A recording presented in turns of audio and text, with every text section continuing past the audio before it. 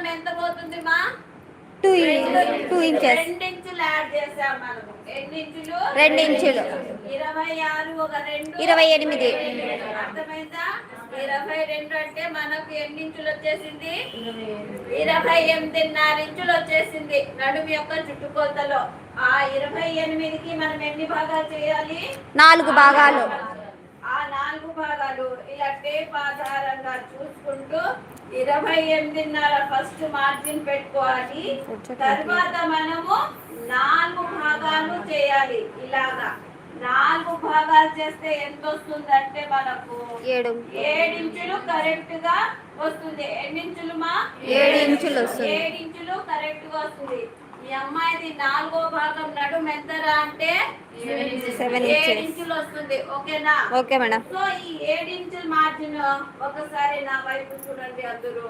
ఈ